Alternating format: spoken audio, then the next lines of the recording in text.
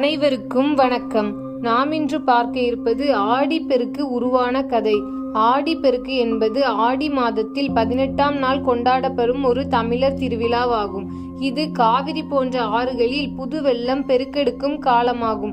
புராணங்களின்படி இந்நாளில் பார்வதி தேவி சிவபெருமானை நினைத்து விரதமிருந்து அவரது இடது பாகத்தில் சரிபாதியாக இணைந்தாள் என்று சொல்லப்படுகிறது.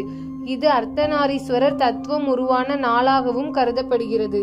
மேலும் இந்நாளில் பெண்கள் தங்களின் சுமங்கலித்துவத்திற்காக வழிபடுகிறார்கள். ஆடிப்பெருக்கு கொண்டாடப்படும் புராண கதைகளும் அதனுடைய நம்பிக்கைகளும் பார்க்கலாம். பார்வதி தேவியின் விரதம்.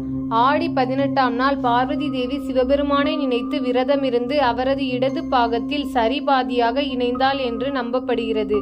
இது அர்த்தநாரீஸ்வரர் தத்துவம் உருவான நாளாக கருதப்படுகிறது. நதிகளின் பெருமை. ஆடிப்பெருக்கு என்பது ஆறுகளில் புதுவெள்ளம் பெருக்கெடுத்து ஓடும் காலமாகும். இந்நாளில் நதிகளை போற்றி வழிபடுவது வழக்கம்.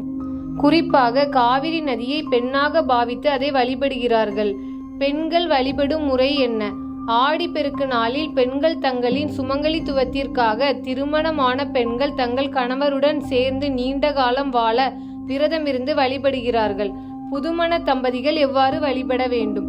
புதுமண தம்பதிகள் ஆடிப்பெருக்கு நாளில் ஆற்றங்கரைக்கு சென்று ஆற்றில் நீராடி இறைவனை வழிபடுவது சிறப்பு. ஆடிப்பெருக்கு நாளில் விவசாயிகள் தங்கள் நிலங்களில் விதை விதைக்க தொடங்குவார்கள். இந்நாளில் விதைத்தால் தை மாதத்தில் அறுவடை சிறப்பாக இருக்கும் என்று நம்புகிறார்கள். ஆடிப்பெருக்கு நாளில் மக்கள் ஆற்றங்கரைக்கு சென்று இறைவனை வழிபட்டு மஞ்சள், குங்குமம், பூக்கள், பழங்கள் போன்றவற்றை படைத்து தங்கள் வேண்டுதல்களை வைக்கிறார்கள். தினமொரு கதையில் கதை கேட்ட அனைவருக்கும் நன்றி.